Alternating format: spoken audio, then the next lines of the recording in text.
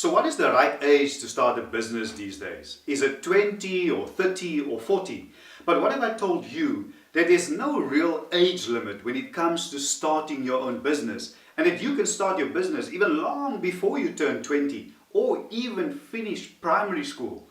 So today in this video, I'm going to share with you 12 easy ways to make money that doesn't necessarily have an age limit. Now, I'm not selling you anything today. There's no some sort of online course that you have to subscribe to at the end of this video. I'm not doing that.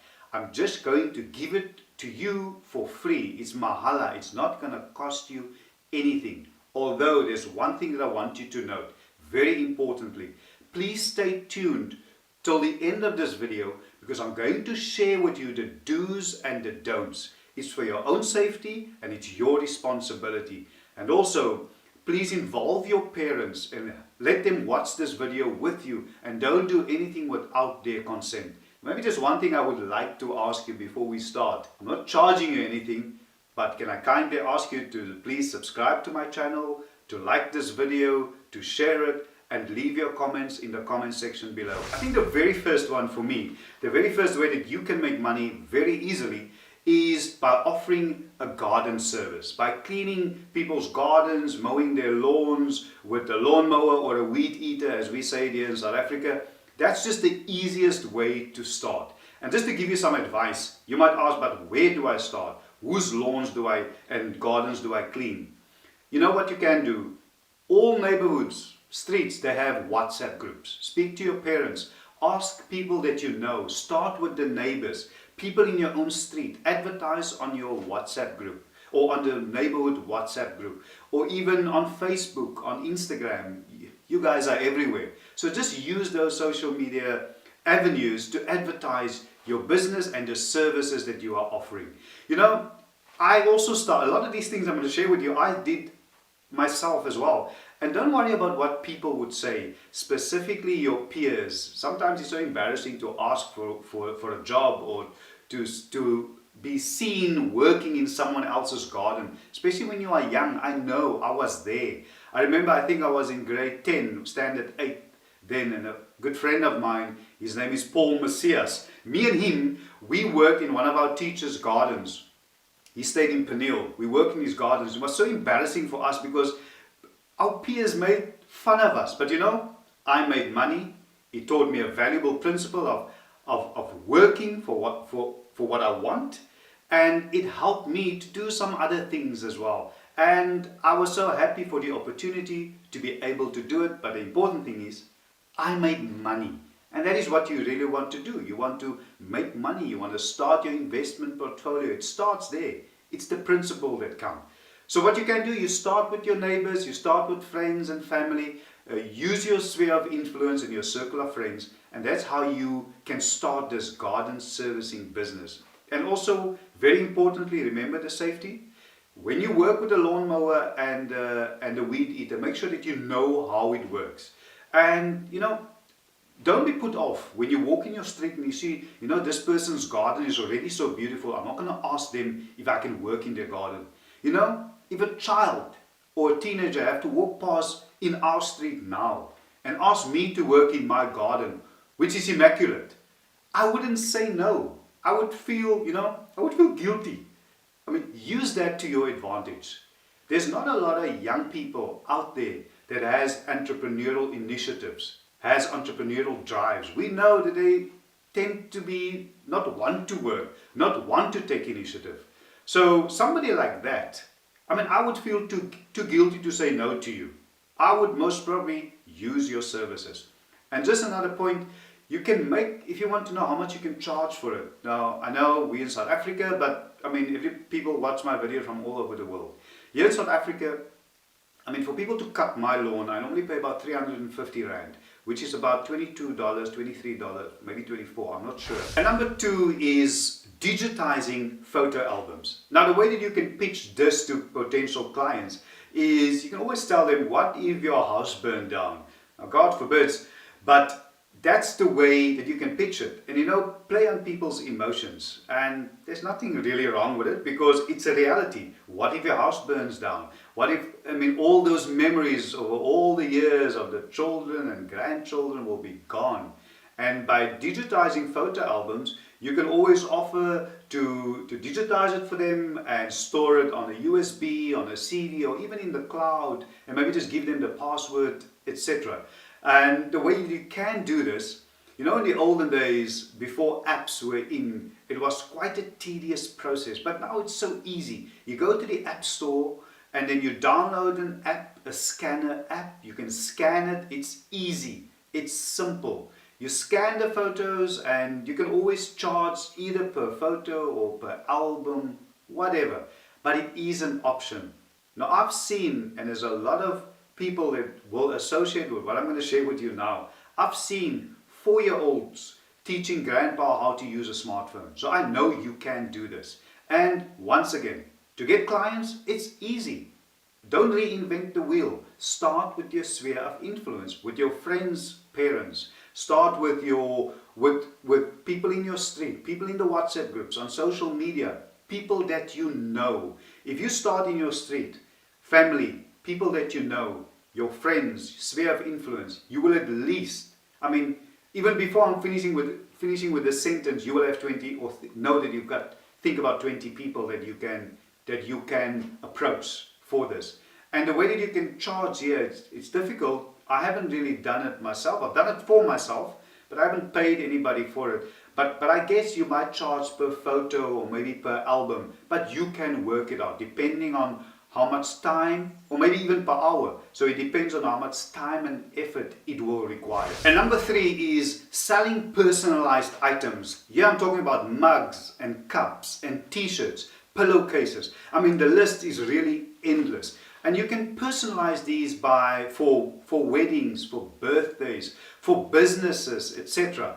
And it's really easy. If we think about t-shirts, snoop around, look around. Sometimes a lot of companies, a lot of shops have promotions, and you buy in bulk or go to a factory store, buy these things in bulk, pillowcases, cups, etc.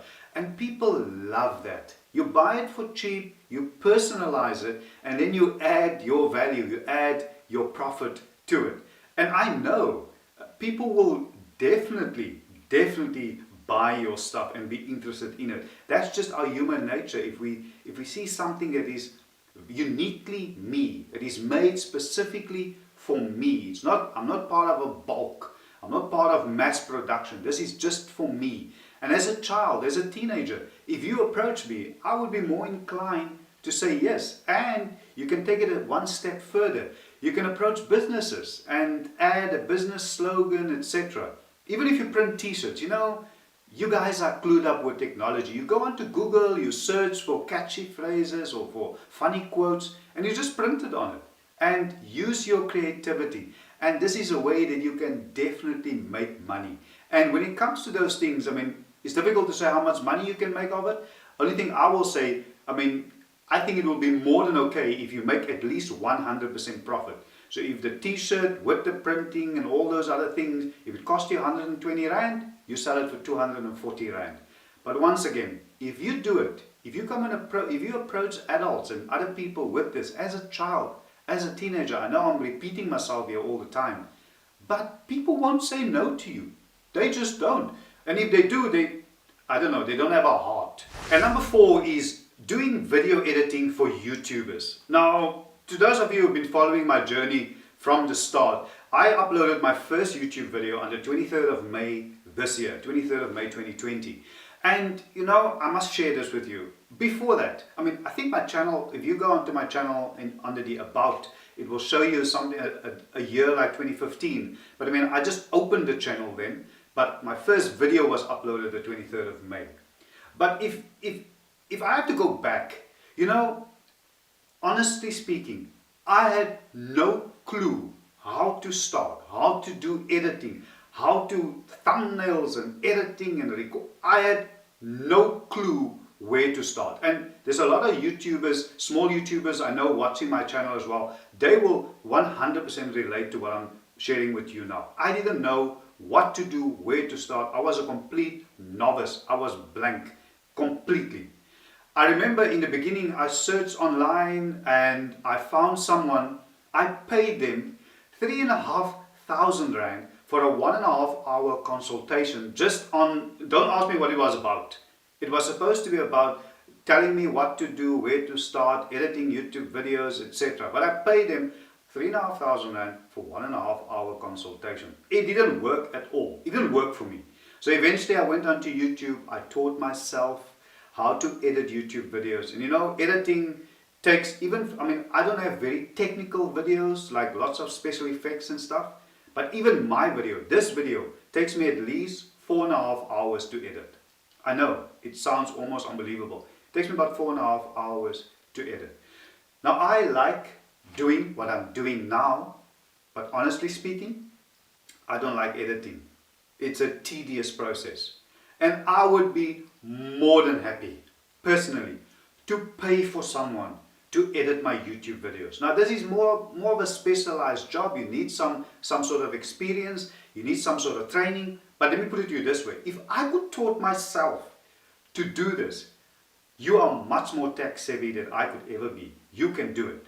I mean, there's editing programs, etc. But if you are showing interest, you can go onto YouTube, you can teach yourself how to do video editing and offer your services to YouTubers. You know, now during lockdown, and I started my channel because of lockdown, because I had time. And if you go online, there's thousands of YouTubers out there who just recently started. And you know, I want to focus more on content and not really on the technical stuff, but they go hand in hand. But that's another option for you.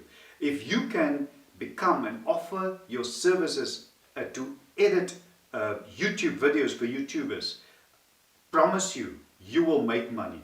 You will make money. We will be willing to pay for you in order for us to save time. And then I can also put out more videos more frequently. And that's the only reason. It's editing that's keeping me, not anything else. And you know, when it comes to editing YouTube videos, I'm in South Africa, but you can do YouTube. You can be in South Africa and do editing for YouTubers in America, in Australia, anywhere in the world. You don't physically have to be there with them. It's technology. So that's something that you should really consider, and that's good money. And number 5 is cleaning people's houses. Now you don't have to clean the whole house, obviously depending on your age, etc. A lot of things that you need to take into consideration. But the point is, you don't need to clean the whole house. You can maybe offer to clean someone's garage, or you know, I'm recording this video in December, so it's holiday season. People normally have a help in the house, but the help is on holiday and they're having parties. I know it's coronavirus, we need to keep social distance, but people have intimate smaller parties, people coming over, they're having a small braai, etc. If you can offer, and once again, only in your sphere of influence, people close to you, friends, neighbors, etc. If you can offer them, saying that after the party, tomorrow morning, you don't have to clean the house. I will come in, I'll clean the kitchen, maybe the lounge where they sat to eat, the fireplace, whatever. I will clean that. And you know, you can charge for clean. We pay 300 rand for half a day, and you can, as a guideline for you. And also remember, safety first. Like I mentioned, it is coronavirus. When you go out, in whatever I'm suggesting on this video, keep your social distance. Remember to sanitize your hands and always wear a mask. And number 6 is resell your old clothes. Now here I want to give you some marketing advice. You know, if you put up a poster, whether it's on the WhatsApp group, Facebook, Instagram, whatever, and you say, I'm selling my old clothes, please come around and see if there's something that you would like. People might not be interested. But if you put up the same poster and say, vintage clothes for sale, that will trigger people's interest. It is just like that. You don't have to throw away these clothes. You can make money of it. You can call it a garage sale as well, whatever it is. This is also a means that you can turn old and unwanted goods, you can turn it into cash. Now what will this list be without number 7? And that is selling sweets and candy. Now yeah, it's very easy really. You buy in bulk and then you resell it at a profit. And what you can do is ask your parents, if you don't know yourself, where's the wholesale store in your area, in your town, and then you go there and you'll be surprised on what you will find there. You can become very creative, put it in colorful packaging, make up smaller packets and sell it off, whatever. But remember, with sweets, here you can also, exactly the same, you make sure that you make at least 100% profit, might even be 200% profit, because it's a commodity that I know people will pay for. You can put up a little table outside your yard, in front of your house, whichever way you think will work for you. And this is a great way to make money. And if you're still at school, remember, you can do this at school, but make sure that you ask permission from your school if you can sell candy and sweets at the school. Don't do what I did when I was still at school. I know a lot of things changed in between. They said no, but I did it anyway. I've got a lot of teachers watching now. I'm sure they picked up then I'm doing it, but I mean, being a businessman is not something that I acquired when I turned 30. I was born with it. I always took opportunities. I had my own little shop out of my backpack at school, and a lot of people watching that went to school with me, they know. I used to sell peaches and fruit and sweets. I mean, I was like a walking, talking mobile shop. They could find anything there. So don't you do that. You first get permission. Don't do what I did. You first get permission from the school, from the teachers, etc. And number 8 is dog walking.